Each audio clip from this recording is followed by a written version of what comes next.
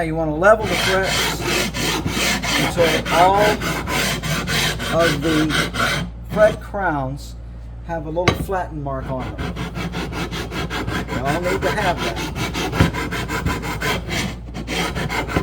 I just got one up here. You clear up. Very important. And they're all cut across the crowns. All the crowns are flattened. You can check it. You can take your fret rocker and go on there, and you'll find that they're really level enough to go ahead and start the crowning process.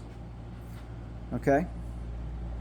And rather than making a whole other video on crowning, I'm just going to go ahead and pick up the fret dressing file here and show you how it's done, and then we'll make a video on the polishing. Knock this dust off of here, all that steel dust. Get it off here.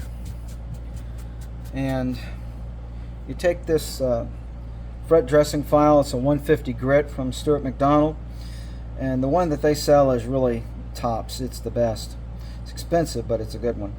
One side is for wide, one side's for medium, and it's a sort of a U-shaped channel in there, and that shapes the fret wire. So I'll be definitely using the wide side for this. Start this way, right on the edges, get those edges knocked off. That begins the rounding of the fret ends.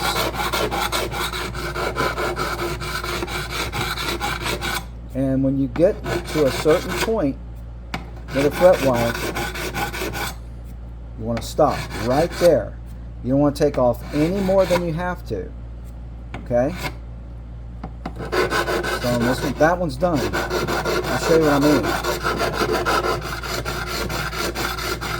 Taking this one down, going down real nicely here, and every now and then knock a little bit of that steel dust off, because you don't want that clogging up the works.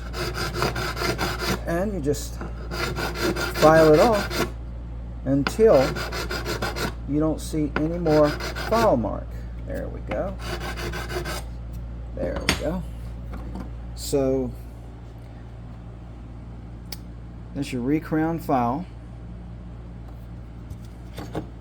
right here. And you always want to be sure when you're doing this to hold it straight. Because if you don't hold it straight, you'll get scratches on the sides of the fret wire. But you can see how these are still very flattened out. See that? This is with any fret job. You still have to level the frets, even though you put them in as level as you possibly could. Radius perfectly all the way down consistently.